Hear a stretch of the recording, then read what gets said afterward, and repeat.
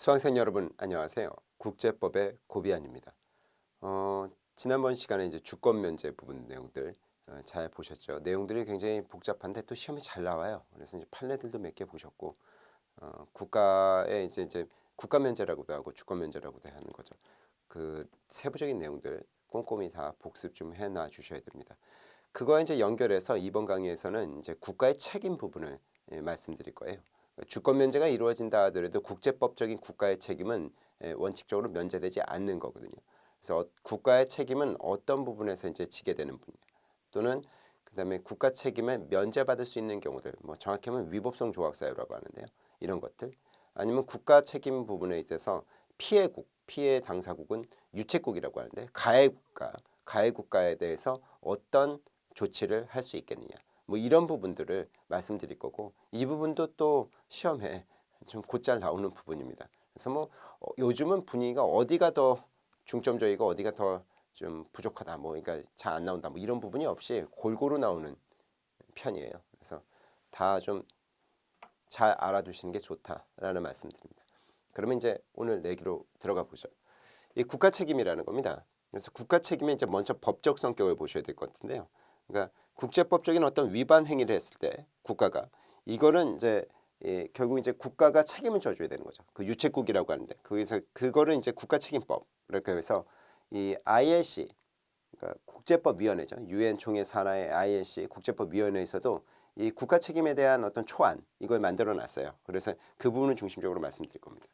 근데 이제 국가 책임은 보통 이제 자기 그러니까 무슨 국가가 이제 다른 국가에 대해서 무슨 뭐 잘못한 부분들 뭐 이런 것들이 있을 거 아닙니까? 그래서 뭐 조약 특히 조약 위반 같은 게 제일 많은데 그런 부분에 대해서 자기로 일어나는 것뿐만 아니라 부작위 같은 것도 있을 수 있어요. 그래서 이 테헤란 사건이라는 게 굉장히 유명한 건데 1970년대 뒤에 이제 보시게 되겠지만 이란하고 이제 미국하고 예전에 굉장히 친했다가 1979년에서 80년 사이에 이란이 이제 이슬람 혁명이 일어나면서요.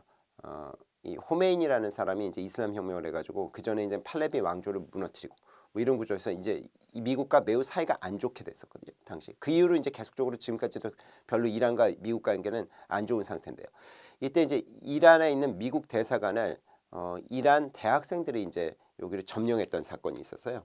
그때 이란 정부가 물론 이제 혁명 정부죠. 이란의 이슬람 혁명 정부가 이거에서 어떠한 조치도 아무것도 취하지 않았다는 겁니다.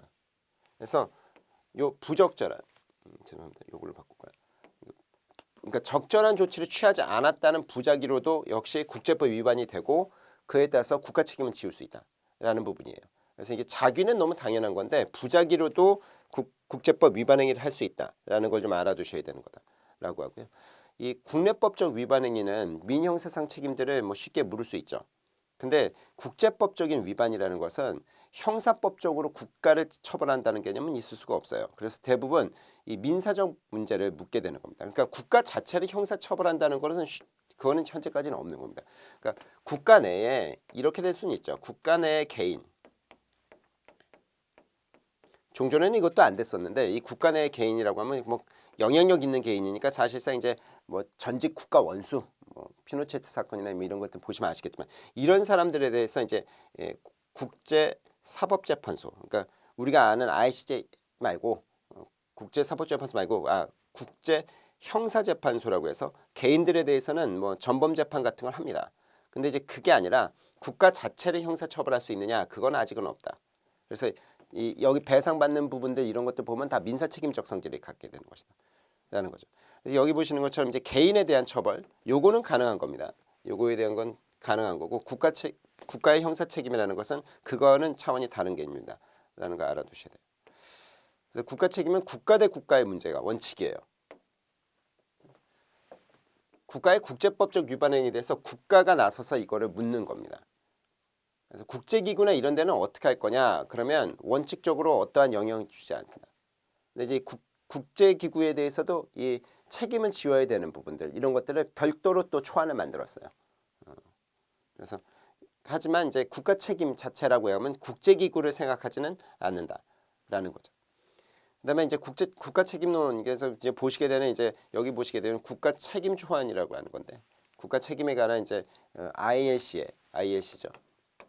국제법위원회에 이제 만들어놓던 2001년의 초안인데요. 요걸 이제 가지고 말씀드릴 건데 이게 이제 어떤 성질을 갖냐면 일반 법적 성질에 갖기 때문에 이거와 다른 어떤 특별법이 있다라고 한다면 그게 먼저 우선 적용되는 거야. 뭐 늘 뭐 그때 법원부에서 이미 특별법 우선이라는 개념을 말씀드렸기 때문에 뭐 별도로 다시 말씀드릴 필요는 없겠다라는 말씀드리죠.